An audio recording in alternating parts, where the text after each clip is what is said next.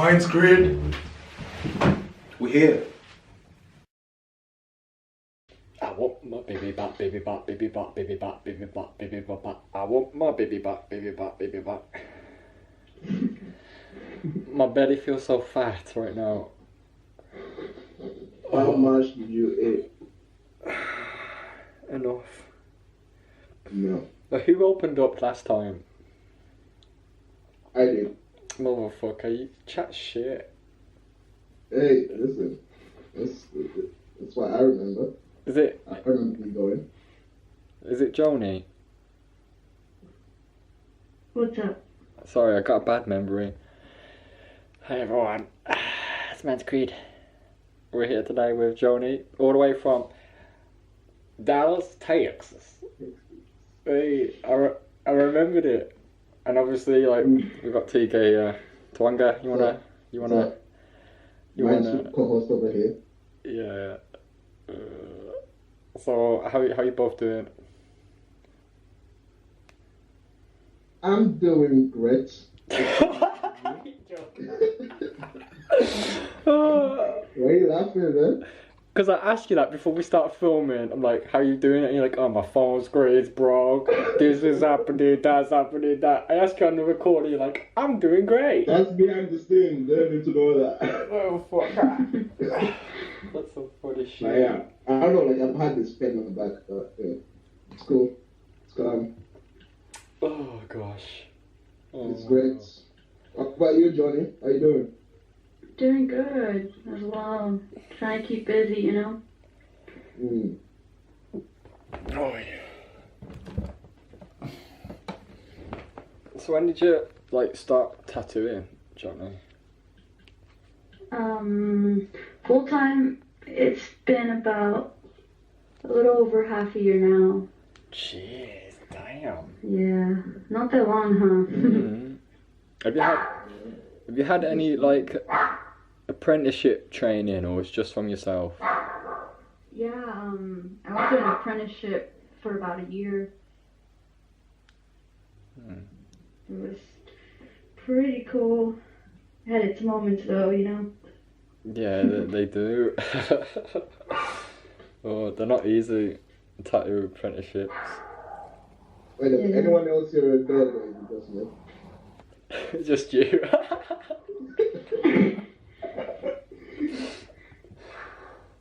Yeah, there's a dog barking. She is crazy. Is that your dog? Yeah.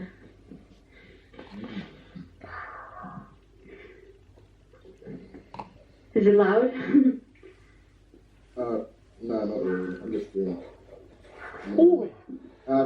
So, wait. So you went to school for tattooing? Just the apprenticeship, yeah. I went to a shop and I was their bitch for a while. Doing, cleaning shit and watching. Yeah, I suppose that's what an apprenticeship basically kind of is, isn't it? Like, you just have to prepare. Yeah, for sure. You're there for the experience, isn't it? So, Yeah. you say it was worth it? It was definitely worth it. I feel like I learned a lot. Like, a lot of things are pretty simple, but on my own, I would have probably taken longer to find these things out, you know? Yeah, definitely. I don't know what apprenticeships are like for other things out there, but in tattooing, it's a bit different. You basically are like the shop's bitch. Doesn't matter what gender you are. You just the one who makes the tea, the clean up, the setup and breakdown, and you don't get paid or nothing. And it can go on for like a year or 2 years until they think that you're in there every day. Yo. It's because too many people, like the past 10 years or whatnot, yeah, there's just been a hype because of all these tattoo shows and everyone's just wanting to get on tattooing, thinking it's cool to be a tattooist when they don't even, like, they're not in it for art or the love of art or tattooing in general. Yeah, So- they just think it's cool. So that's why it's so strict. It's really you gotta work real hard to find an apprenticeship. But that's why they're strict to like separate the fakes from the people who actually want it. For sure. So it's like it tests your commitment too. Definitely. Did you ever have times where you're like, you know what, fuck this shit, I don't need All the fucking time, man. Hell yeah. Every this? day. And honestly, I didn't even go through like the whole apprenticeship. Like, I did a year, and I felt like by that time, I was already supposed to like. I already felt like I needed to improve my skills, like get down on the machine and try that because they had me watching and all. But I feel like you can go only as far just by watching, you know. Yeah. So I'm like, fuck this. I'm doing this on my own. From now on. Oh. Wait, they didn't get you to like do, I don't know, some designs or whatever? I mean, Just watching. yeah, I would draw all the time there, and just pretty much that. I did like one tattoo there, but I feel like they weren't teaching me as much, or they didn't want me to tattoo there as much as I wanted to. So I just left and I started doing it from home for a little while. Oh, nice. And then some, now I'm at a shop, but like, they reached out to me because they saw my work on Instagram. They're like, hey, we need some help at the shop. We just opened up. You interested? I'm like, yeah, man. What's your experience been with like managers and percentage they try to take off you? Yeah, I'm sorry. Can you repeat that? What's your experience with like the managers and the percentage of money they try to take off you? Oh, for the first shop that I was at apprenticing, they actually didn't do that. But I didn't really get to tattoo there, so that sucked. The one I'm at, we do 60-40 for appointments, 50-50 for walk-ins,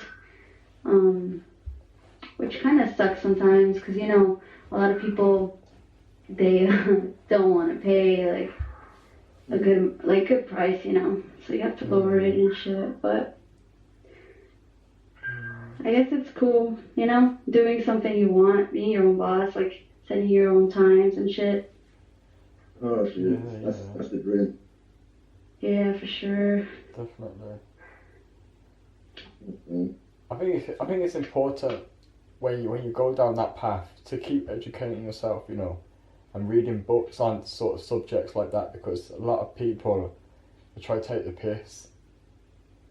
And it's with tattooing, it's like people. It's like, you know, when people try to get a good deal with some clothes, they try to do the same thing with a tattoo when a tattoo's for life. So you pay for what you get, but people try to pay real cheap and expect really good stuff. Mm. And it's, Right, so Sure. it's dumb. is there like no set price, or it's like negotiable then? I usually, I'm flexible, but I usually like to like, kind of like base my price on how much it's gonna take me, like how long, how many hours, and the size as well. So yeah, it kind of just varies, really.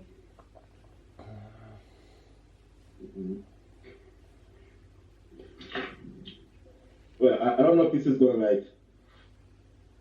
I don't even know if you're allowed to say this, but what's the weirdest tattoo you've ever done? Or is that too soon? How long have you been working at the new shop? Since January. Hasn't been that long. Oh, so 3 months, 4 months. Yeah. The weirdest. Yeah, have you done any weird ones? yet, actually. Not yet.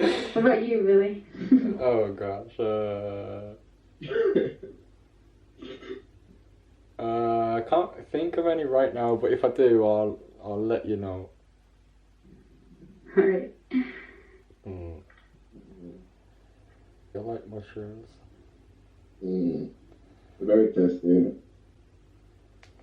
I was looking on your Instagram, stalking as you do, Johnny, and I seen like one post and it's saying like something along the lines of like what an awakening, what people think an awakening looks like, and what it actually feels like.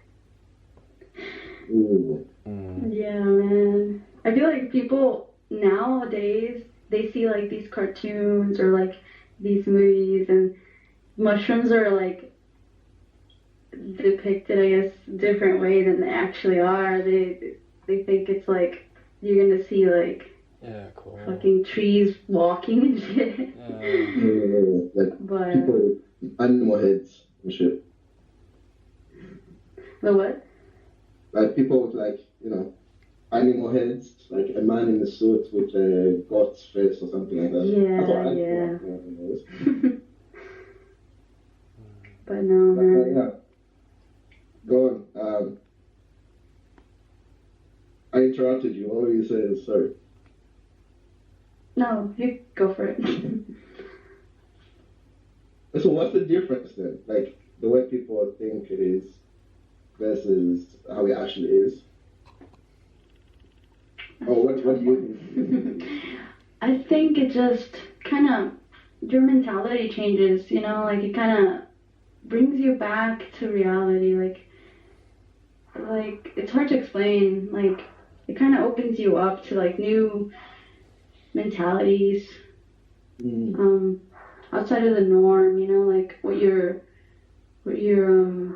trained to like think, to act and all that. So it pulls you out of that social conditioned mentality, yeah. Oh yeah. Would you say it's kind of like meeting aspects of the brain you've never met before? Definitely. And That's almost a good way to putting it. And almost like bringing you back to the inner child that's been beat up and slapped about and put labels on throughout its life. Like a reboot or a refresh on a computer. An uninstall and then reinstall sort of thing. Like you got born again. For sure, man. Like, it sucks because, like, kids nowadays, like, they're targeting, like, them mainly, like, TV.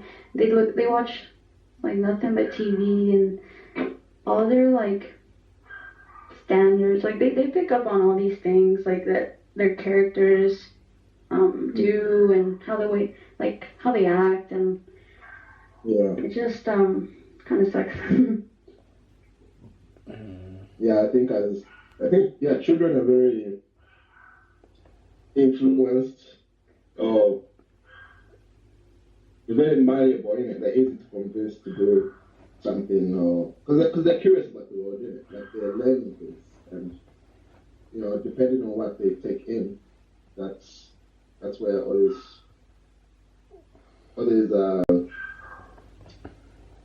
bad stuff may come from. Like them growing up into someone who's not really, I don't know, a good person, whatever that is. Yeah. But yeah. And going back to what you guys were saying about, what mushrooms are like, or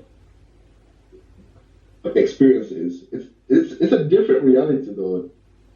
Wouldn't you say, like, it almost takes you out of like this reality and puts you, and it shows you something outside of this reality. So like confirming that there's something beyond what you see. For sure. Like into another dimension or something. Ooh, yeah. Have you heard of like Terence McKenna then? Johnny? I didn't catch that. What's up? Have you heard of Terence McKenna? No. He's like a guy from back in the day. He was like a big advocate for them sort of things, and like yeah, his meme basically is like to take 5 grams in a pitch in a dark room with no music. Yeah, for sure. Wait, where were we before that? Oh yeah, so Terence McKenna. Yeah, so do you think you'd ever do something like that? Like what Terence suggests? To do 5 grams of dried mushrooms, of course, in a dark room with no music. Mm. Dude, that kind of reminds me of my LSD trip, my very first one. Oh. Go on. I was in a fucking motel room. I went out of town, and I was with my boyfriend, and this was the first time we were taking them, and by the like 10th hour that we were tripping, we were already like mentally exhausted, and we were laying on the ground in the motel room, we were like, fuck. No, like low key, some tears like came out. It was a little overwhelming. Yeah, trust me. Yeah.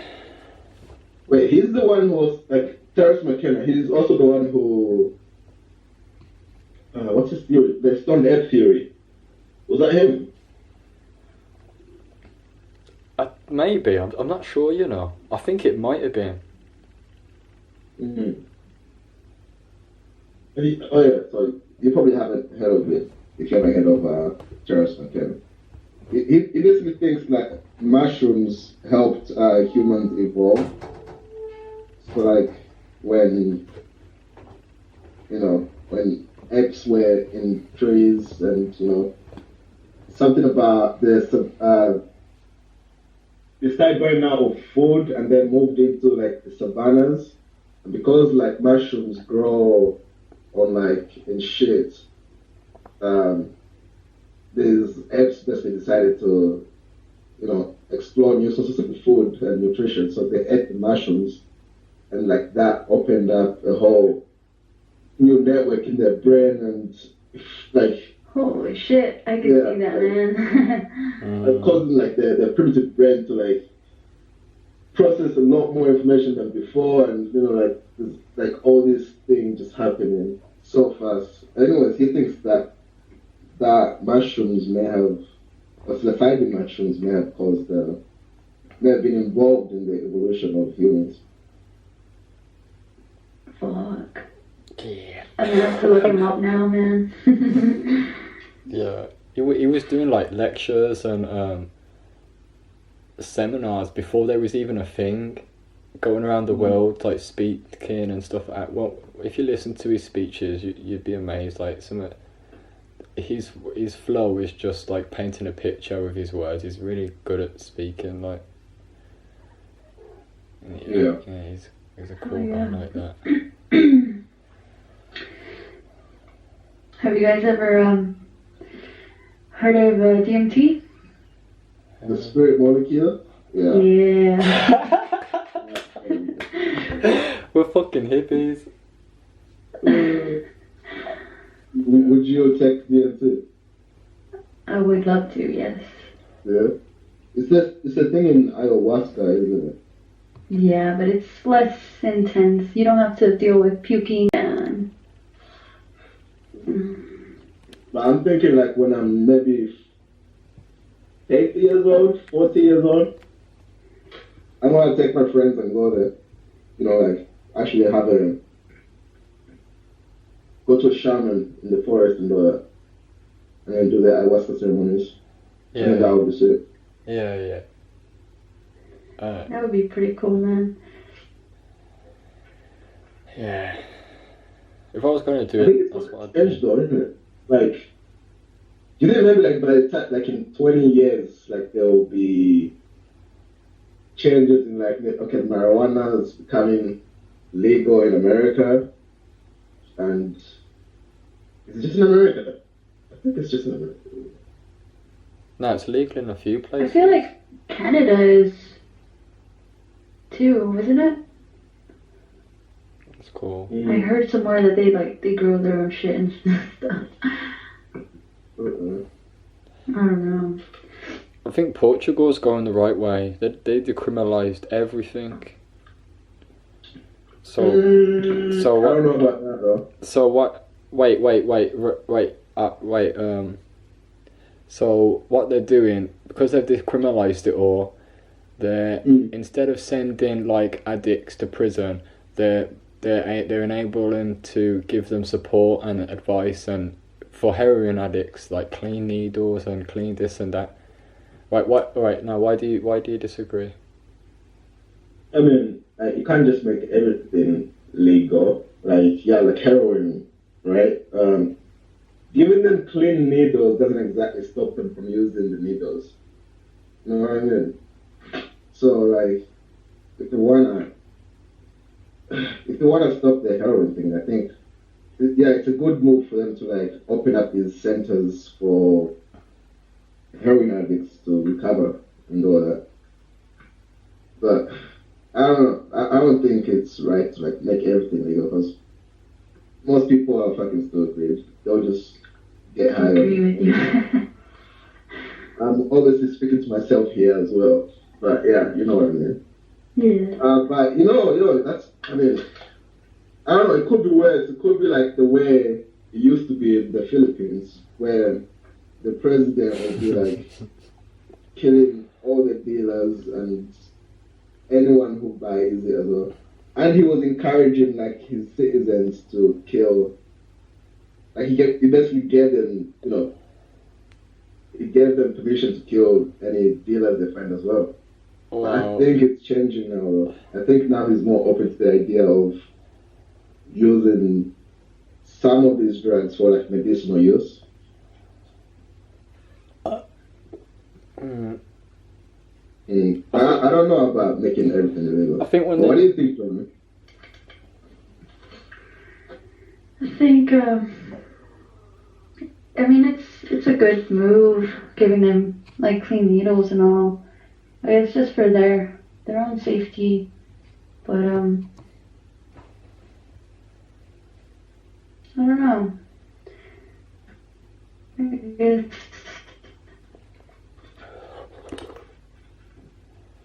everything. I guess we're never gonna really have like a perfect government, are we? No. But the thing is, I mean, I agree with like making some things legal, but not something like, say, heroin, for example, because not every drug has like positive potential benefits. Did And they also, make like, heroin legal? Yeah, everything is legal over there. But what they do is they provide they provide like the real kind of shit instead of like, I'd like to see like this. If my kid was taking drugs, I'd rather him be able to get it clean and pure than some cut up stuff from like some dodgy guy on a block who's lacing it with this and that and that. And I feel like we need to be a bit more empathic. The hard drugs, I feel like, shouldn't be legal. Like, psychedelics, those, like, shit. Why are those illegal, right? But, yeah. It's understandable why heroin and other really addictive drugs are, I guess. I think it's just going to be starting with psychedelics, the legalization of it all. It's going to start with the psychedelics. They're already doing it with like MAPS and MDMA and allowing like therapy sessions with that. Yeah, that's sick, man. Like they're using all these psychoactive drugs to help with like in treating like post-traumatic disorder, depression, and all these other mental health illnesses. That's actually amazing, man. For sure. instead of like them taking like pharmaceutical drugs that have like all these side effects. Mm. And then Microdosing actually, it's like microdosing is actually like coming popular, and I'm just like so excited for that. Like, I feel like that would be way better than other, I guess, like anxiety pills and shit. Yeah. Have you guys ever tried that before? Or heard of it? Yeah. What was it called again? Microdosing? Microdosing. I hear people do that. Yeah. Like athletes do it. Like microdosing on LSD or mushrooms. Apparently it makes them fight or perform better. I heard it's popular in like Wall Street and shit. I wouldn't be surprised, you know.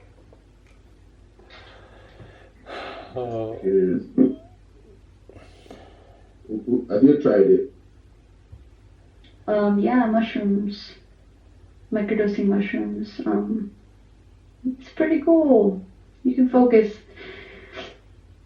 It's not you don't get the full on like strong effects and like waviness of mushrooms, but you get that kind of like mentality, and you can just really focus on a certain activity. It's pretty cool. I hear it's meant to make you more energetic as well. Yeah, that definitely. Yeah, that's probably why like most athletes take or do it as well, innit? Probably for that extra energy as well. But did you notice any differences from like before you started microdosing to after? What do you mean by that? Like, Any other differences besides like the focus on it? it makes me appreciate things more, honestly. Like little random things. Makes me happier too. I don't stress as much. Kind of like makes you feel like you have some weight lifted off your shoulders of like the everyday job and work and all that. That's cool. It's a very powerful substance, but another like thing about it is if it's very low in like addictive qualities, it's really hard to become addicted to that sort of substance, because the way like the body's set up is it has a very like high tolerance to it, a low tolerance. What's the word? But like your body's tolerance grows very, very quick to it. So say like if you had some like today and you had some tomorrow, you wouldn't really like feel much at all. Yeah, for sure. It's like a gift from nature. Definitely. Like nature's there, or something beyond us there. Maybe even beyond the consciousness of what we are out and in of this body, and it's there, and it's sort of like saying, "Yeah, bud, like I'm actually here for you. I am actually something here is actually here for you, and I'm giving it to you through nature or something like that." It's hard to explain. So it's like nature, it's the love of nature, you know, God. What is that word? Like of your mom or something, the love of your mom, but it's like all of the moms ever been through the whole of existence from past to present moment, but all merged into one as like a universal sort of mom. And it's not easy to explain, but like she gives the most beautiful hugs. It's like pure unconditional love, like pure. That was beautiful. She gives the warmest hugs in her embrace. Yeah, a lot of people report that though, innit? Like after taking something like that, like this oneness, the experience with the world, with everything.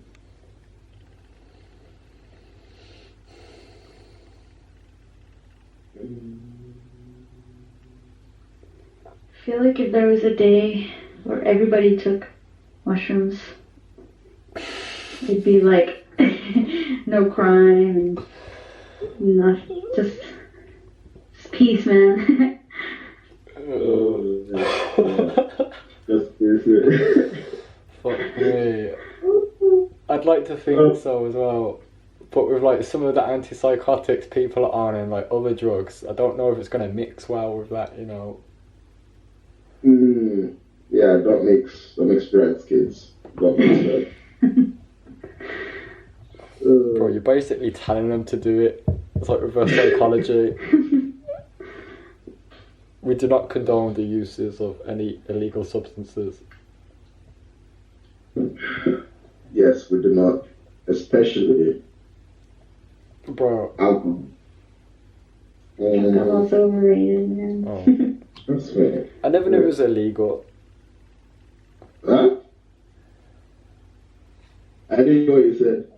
Sorry, go on. I'm just chatting shit. No, I didn't hear what you said. I'm just chatting shit.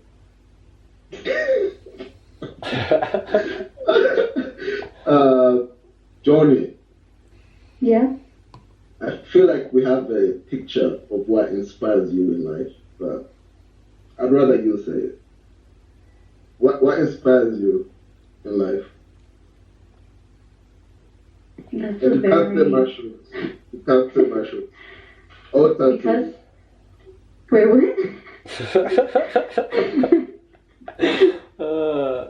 What inspires me in life? You said other than mushrooms, or what? Other than mushrooms or tattoos. I guess art, but not like your canvas art. Like art can be in anything, really. You know. Yeah. Like really the way this universe is art, like the way it is, the way anything really is created, kind of.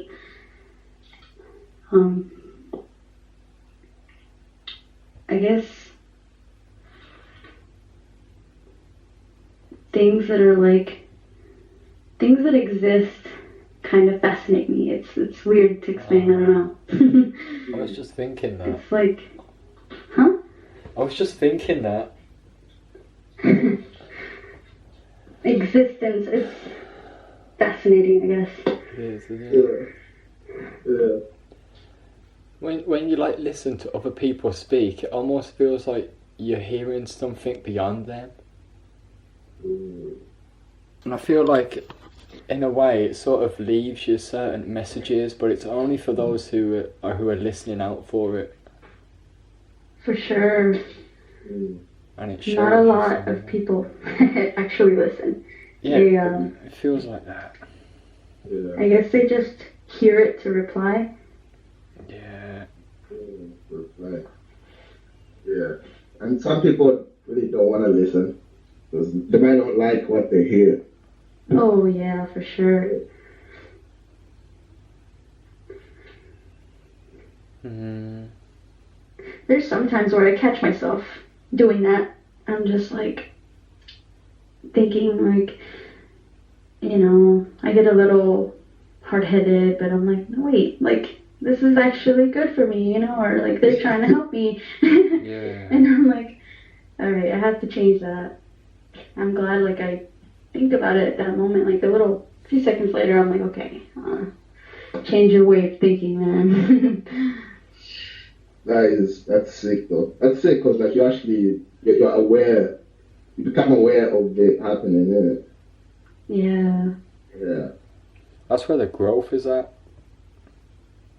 to like put your ego aside in a sense, and like even from your friend or your enemy, a bit of what they both say is helpful. For sure. Yeah, that's true.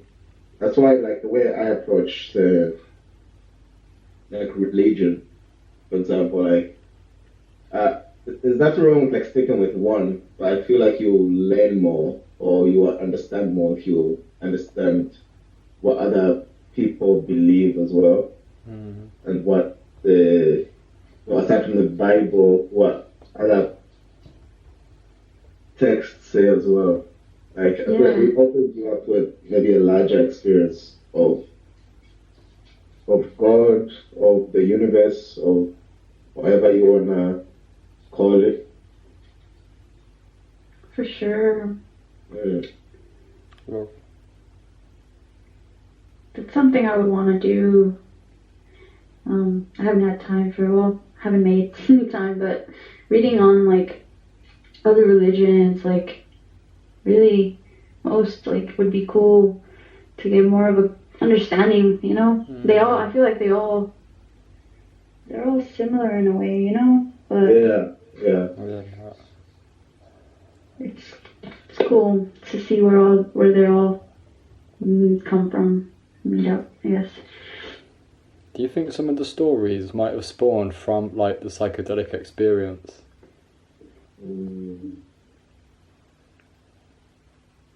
But like Moses in the Bible. Yeah, Oh, right. man. Yeah, what the fuck?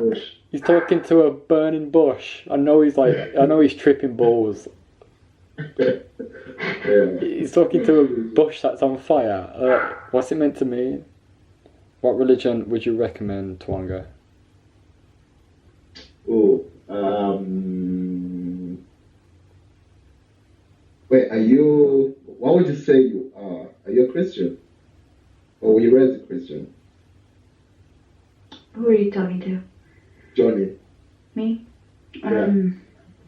I was raised as Catholic, but honestly, I didn't really understand it much. Like, didn't really pay attention. So I wouldn't say I'm Catholic. I feel like I've read more, like about philosophy rather than any religion, really. So I guess I wouldn't call myself like religious in a way like of understanding that a certain religion, more like spiritual, where you I guess believe there's a higher power, the reason you're here, Yeah. But yeah, I'm really like psychology, reading about psychology, philosophy. Sorry, guys. And psychology. I mean, for me, it's psychology and For philosophy. sure. and religion. Right, you asked what would I recommend? I would recommend, I don't know, Hinduism, because they have like thousands of gods. So I think their idea is much more different from monotheistic religions. They have a different conception of God that's really interesting, I should say. It's not exactly like they're saying like these are gods, but I don't know. I think I remember reading some like the aspects of God, and you can like basically you can choose which God you want to worship because like there's a lot to pick from. But I think they also have like some like the big five gods or something like that. But yeah, I think Hinduism is pretty interesting. Yeah. If you ever find yourself looking for a religion to read on, I think Hinduism will be a good place to start. I'll definitely check that out, man. Yeah. I do want to read on more about religion. Also, in Hinduism, they have a god called Shiva, and he's basically like the god of ganja. Yeah. And the people who like worship Shiva smoke ganja all day, basically, in his name. It's funny. There's some really cool like mythological stories about them all. It's interesting. What about philosophers? What's your favourite philosopher? I think Aristotle so far. Or Socrates, it's in between them. Yeah. Why? Socrates, I feel like he was really very like, he made people question themselves, their beliefs, and I like that, like, that's what philosophy is about, you know, like questioning things and kind of becoming aware of things that you wouldn't normally, you know, focus on. Yeah. Yeah, I remember reading something about, you know, Socrates was wise because he knew that he didn't know. Yeah, for sure. Yeah. I think, what was it? Some oracle lady said, like, the wisest man in the city of Athens was Socrates. And then he was like, no, I'm not, because I don't know. I know that I don't know. And that's what made him wise, isn't it? For sure. And Aristotle. You don't hear much about Aristotle. I mean, you do, but, you know, Socrates. Yeah, Socrates is like one of the main ones that influenced others. Yeah. What do you like about Aristotle? I guess his ideas on like, I guess the way he built on from Plato's ideas. Like, he just didn't, like,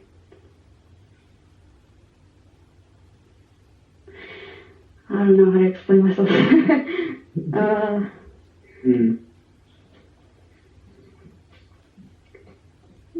I guess how he just grew on from those ideas. Yeah. But he was Plato's student, wasn't it? Yeah, for sure. I was getting confused, like, Socrates and then Aristotle. Yeah, like, Socrates learned from, Plato learned from Socrates, and then Plato made his, like, academy of, like, philosophy, and had his own pupils and stuff. Pretty cool. Have you heard of Diogenes? Sorry? Huh? Have you heard of Diogenes? I've heard of him, but I actually don't remember what his beliefs were. I think he's a boss as well. He was around like the same sort of time, but they'd call him Diogenes the dog, and they thought he was insane because like it just chill was like a nomad sort of guy around Athens with like a robe, and he'd chill with loads of dogs. He'd just have a pack of dogs with him all the time, and he'd walk around the city with a lantern, walking around to look into people's eyes, asking them if they're human, trying to get to the point of like where are the real humans at. And, yeah, and one time Plato was in his Colosseum or whatever you call it, talking about like this philosophy and this and that, and trying to say of what a human is, and then Diogenes walks in there, probably like drunk or something. I don't know if he drank, but like he'd have a drunk sort of personality, and he'd just do shock things. Like he'd walk into there and then hold a chick in the air and say, "This is your human being," and then he'd pluck all the feathers out of the chicken. And he'd just walk into random theatres and just have a piss everywhere, all over the stadium and shit, and just walk out. We all have that one weird friend. Yeah, that's me. He must have been drinking. I don't know if he was, but one time or so because he was into minimalism quite a lot, and he's seen a child getting some water from a river and cupping his hands, because the only possession apparently Diogenes had, besides the lantern and like a big massive bowl he used to sleep in, he had like a plate, but and when he seen the kid getting the water with his hands, he then threw his plate away and said he can use his hands instead. And one more before I carry on boring you both. Alexander the Great went to meet Diogenes one time, and he was saying, because Alexander really admired Diogenes, and he quoted one time if I wasn't Alexander, I would be Diogenes. So he met Diogenes and he says, "Is there anything I can do for you, sir?" To Diogenes, and this is Alexander is a very well known authority figure, and Diogenes just says to him, "Yeah, get out my sunlight," because he was standing in his in the sunlight in it. And I don't know, Alexander must have really admired him for that or something, because Diogenes didn't give a shit, and that's why I like him so much. He's a boss. He didn't care. What about yours, Tawonga? Sorry? What about yours? Who's your favourite? My favourite philosopher. I've been kind of getting into existentialism. Uh-oh. Yeah. Well, CSK. I don't really have much to say about CSK. It's just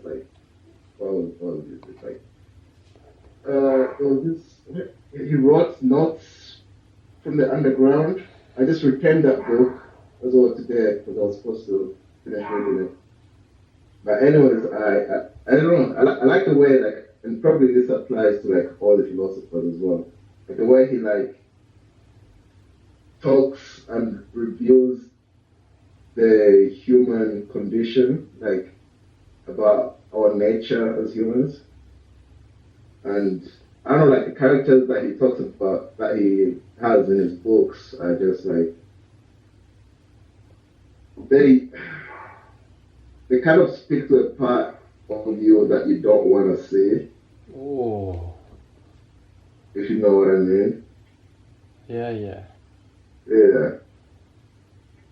So I think that's deep. I think he really goes deep into that existential part of human life. As vague as that description was, but yeah, he's a really cool philosopher as well. Yeah, I still need to check his work out, Me too. I don't think I've really heard of him. Cool. I'll send you his name. Cool. His books. Perfect. Have you guys ever read Sophie's World? No. Sophie's World. Yeah, it's kind of like a novel, and it's really easy to read, and sort of kind of grasp a little bit of information on a few philosophers, the major ones, and it's a good read, guys. Recommend it.